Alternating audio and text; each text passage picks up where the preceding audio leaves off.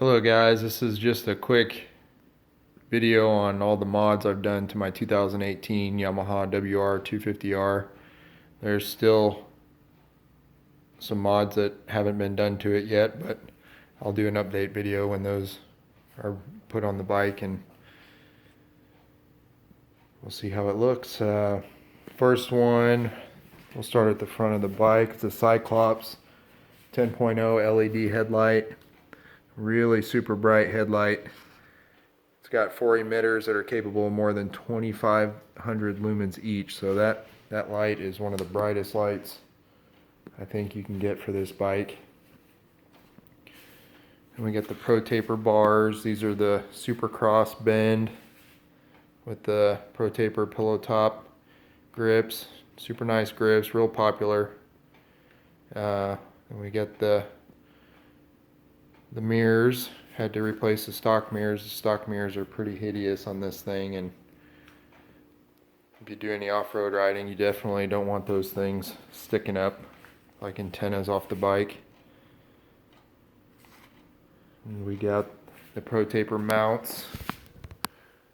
It's hard to see up in there. I had to modify the pad on there to be able to fit over the mounts. So and we got the FMF Megabomb Header. Looks real good on the WR. FMF Q4 pipe without the insert, so sounds a lot better than stock. Really loud though, but not too loud. Oh, along with the exhaust, there's other things you have to do to this bike when you replace the exhaust. You have the AIS Blockoff kit, some kind of emissions crap that's on the bike. That's a Graves Motosports kit. I think they run about $20 or so. And there's some parts you have to take off and then block everything off. This right here is the block-off plate that you get with that kit. You can see I put some liquid gasket on there too for a better seal. And then there's a Servo 12 O'Clock Labs Exup Servo emulator thing, computer piece that you have to put on. It's just a plug-in to the bike when you take off other stuff from the exhaust that allows the computer system to not show check engine lights, or for it to work properly, not show error codes or something like that. We've got the oversized sprocket here. The stock sprocket is 43 tooth. It's not terrible, but it's not great either. This is a 48 tooth JT steel sprocket. It's not the nicest sprocket, but it gives you a little bit more torque, a little bit more bottom end power than what it had with stock. That's a new GYTR chain. I believe this bike comes with a GYTR chain as well. We got the EJK EFI Controller as well that went on with the exhaust. It really woke this bike up. Stock, it's notoriously tamed, but it's a lot quicker now. It's still not a super quick bike, but it's a lot quicker than it was. No Toil Air Filter. Air box is right here. That's a pretty easy mod that helps a lot, makes the bike a little bit peppier. Get the DRC Fender Eliminator kit. I'm sure, as everybody knows, the fender on this bike stock is extremely big and heavy. It hangs down to about right here.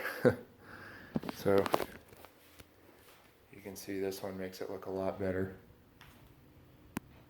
And also with the larger sprocket, it threw the speedometer way off. The speedometer is already not perfect on this bike, but they make a 12 O'Clock Labs makes this called the Speedo DRD speedometer calibrator. That's really easy to install. It takes about 2 minutes to install it.